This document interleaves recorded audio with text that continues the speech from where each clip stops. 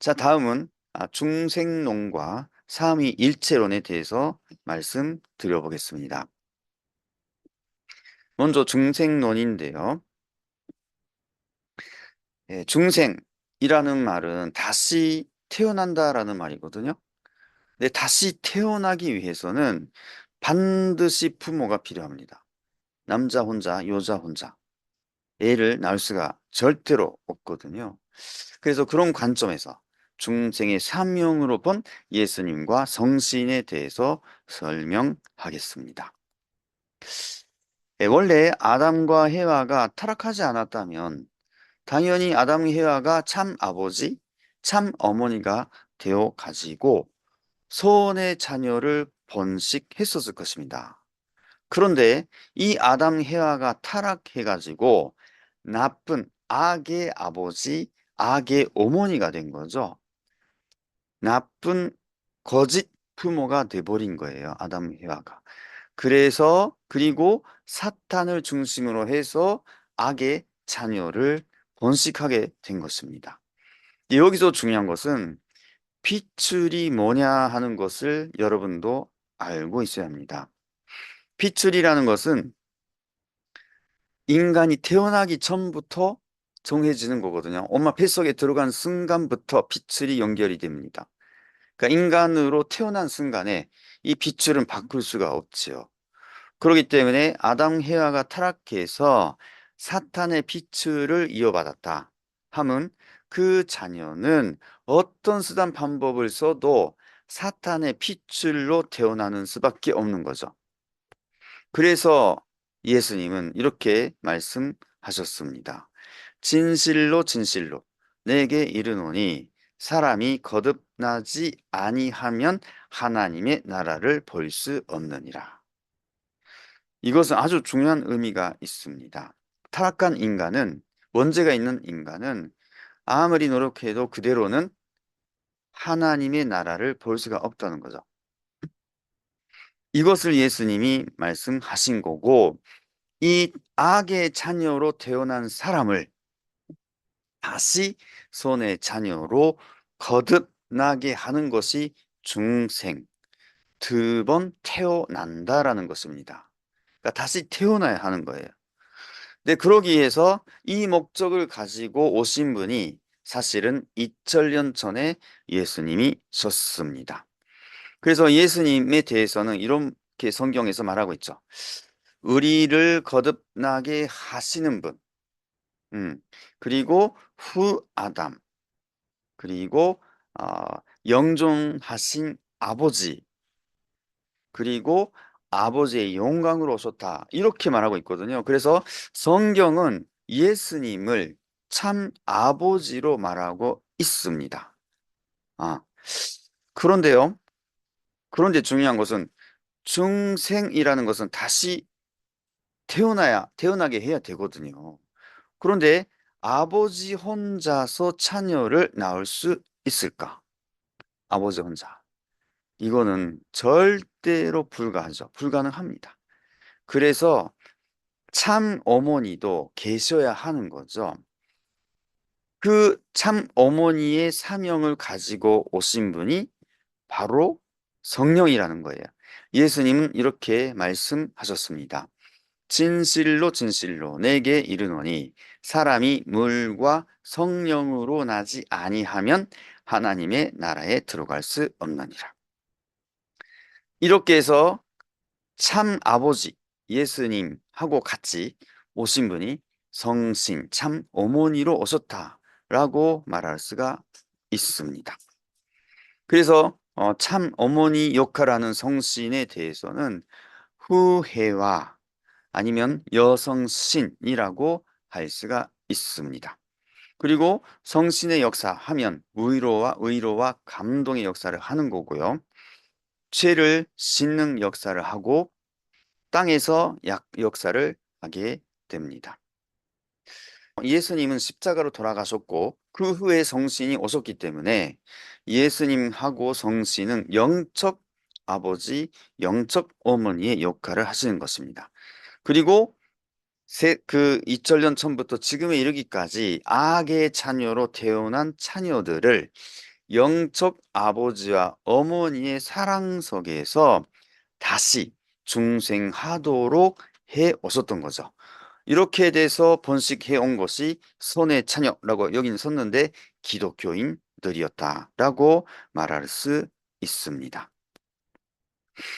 그래서 예수님과 성신의 사명이 뭐냐라고 했을 때 영적 아버지, 영적 어머니로서 타락한 인간을 영적으로 중생하는 것이다 라고 말씀드릴 수 있겠습니다. 그러면 다음으로 로고스의 이성성상으로 본 예수님과 성신에 대해서 말씀드리겠습니다. 로고스라는 말은 헬라어로 말씀, 이법이라는 말입니다. 요한복음 1장 1절에 이렇게 말하고 있죠. 태초의 말씀, 태초의 말씀이 계시니라. 이 말씀이 로고스라는 거예요. 말씀이 계시니라. 이 말씀이 하나님과 함께 계셨으니 이 말씀은 곧 하나님이시라. 라고 했습니다. 그래서 로고스는 하나님이 대상이다라는 것을 이 성구가 말하고 있는데요. 생각해보니까 지금까지 말씀드려왔지만 하나님 자체가 이성성상으로 계시죠. 주체와 대상, 양음, 성상, 형상 이렇게 이성성상으로 계시는 게 하나님이셨습니다. 그렇기 때문에 하나님의 대상인 로고스 역시 이성성상으로 되어 있다는 거죠. 로고스도 이성성상이 있다라는 말입니다. 로고스도 이성성상으로 되어 있어요. 이 부분 중요한 힌트가 되어 있습니다. 자, 그렇다면 그 관점에서 보겠는데요. 이 로고스로 하나님은 인간을 창조하셨는데 이 로고스가 가지고 있는 이성성상이 하나님의 형상적인 실제 대상으로 분립된 것이 아담과 해와였습니다. 성경을 보니까 완성한 남성을 생명나무로 상징적으로 말했었고 완성한 여자에 대해서는 선악을 알게 하는 나무로 표시했었던 거죠. 로고스 자체가 이성선상으로 되어 있기 때문에 완성한 남자가 있다 함은 완성한 여자가 있다라는 것, 이성선상으로 되어 있다는 것이거든요. 자, 그런데 이 아담 헤아가 완성했으면 좋았을 텐데 아담 헤아가 타락해 버렸다는 것이죠. 여기서부터 복귀 섭리가 시작하는데요. 예수님은 어떤 분이냐 하면 이 로고스의 이성성상이 형상적인 실제 대상으로 분립된 주체란 말이죠. 주체. 예. 로고스 속에 주체가 있다 함은 당연히 대상도 있어야 한다라는 말이 되는 거거든요. 근데 어쨌든 예수님은 로고스의 이성성상이 형상적인 실체 대상으로 분립된 주체로 오셨는데 이것을 예수님에 대해서 성경 안에서는 후아담이라는 표현을 씁니다. 그렇다면 로고스의 이성성상으로 봤을 때 형상적인 실제 대상으로 분립된 대상도 당연히 나타나야 한다는 거죠. 그 로고스의 이성성상으로 봤을 때 형상적인 실제 대상으로 분립된 대상이 누구냐, 무엇이냐 할 때 이것이 성신이었다라는 것입니다. 따라서 이 성신을 만약에 말하자면 성경에는 없지만 로고스의 이성성상으로 봤을 때 후아담이 있다 함은 성경 안에 후아담이 있다 함은 성경 안에 없지만 후해와도 당연히 있어야 한다라는 말이 되겠습니다. 이것이 로고스의 이성성상으로 본 예수님과 성신의 관계다라고 말할 수 있습니다. 지금까지 말한 내용을 종합해 보겠는데요.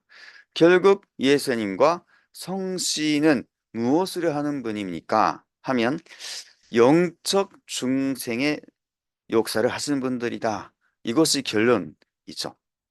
뭐냐면 예수님은 영적 참 아버지로서 성신은 영적 참 어머니로서 그 수수작용을 통해 성도들이 새로운 영적 자아로 중생하게 하는 거죠. 기독교 예수님 믿는 사람들.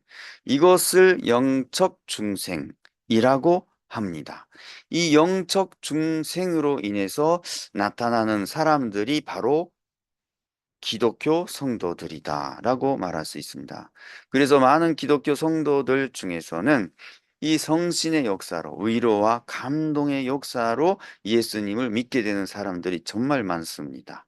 이것이 바로 예수님과 성신에 의한 영적 중생이다라고 말할 수가 있고요. 성도들은 이러한 영적 중생으로 인해서 예수님을 믿게 된 사람들이다. 이렇게 말할 수가 있죠. 단 성도들의 육신은 아직까지 구원의 역사가 없습니다. 예수님이 육신을 빼앗겨 버렸기 때문에 성도의 육신도 사탄이 침범을 하게 되는 거죠. 이것을 근본적으로 해결하기 위해서 재림 주님이 오시게 되는 것입니다. 자, 다음은 삼위일체론에 대해서 정리를 하겠는데요. 하나님의 창조 목적을 위하여는, 하나님의 창조 목적을 이루기 위하여는 3대 축복 있었지 않습니까? 생육, 번성, 다스리기. 이것이 하나님의 창조 목적인데요. 이것을 이루기 위하여는 당연히 아담 대신 오신 예수님, 해와 대신 오신 성신, 이 예수님과 성신이 하나가 되어가지고 합성 일체화해서 하나님을 중심한 사회 기대를 조성해야 합니다. 이때에 하나님, 예수님, 성신을 합한 것, 하나가 된 것, 이것을 삼위일체라고 말합니다. 근데 성경적으로 성경의 역사를 쭉 되돌아보면서 이 삼위일체에 대해서 말하자면 맨 처음에 하나님을 중심한 삼위일체가 있어야 했습니다. 그것이 뭐냐 하면 아담과 해와, 예, 맨 처음에 창조된 아담과 해와가 참 아버지, 참 어머니가 돼서 삼위일체, 참 부부가 되었었더라면 여기서 사원의 자녀가 번식되고 후손들도 모두 하나님을 중심한 삼위일체를 이루었을 것입니다. 그런데 이 아담과 해와가 타락한 거죠. 악의 아버지, 악의 어머니가 되어가지고 사탄을 중심으로 한 삼위일체를 이루어버렸단 말입니다. 부부가 되었단 말이죠. 그래서 아담 해와에서 나타나는 자녀는 악의 자녀가 되고 후손들도 사탄을 중심한 삼위일체를 이루면서 악의 자녀를, 원죄가 있는 자녀를 번식해 왔다는 것입니다. 그래서 이 역사적인 문제를 해결하기 위해서 예수님이 오셨는데 십자가로 인해서 돌아가셨기 때문에 영적 삼위일체를 이루면서 역사해 오신 것입니다.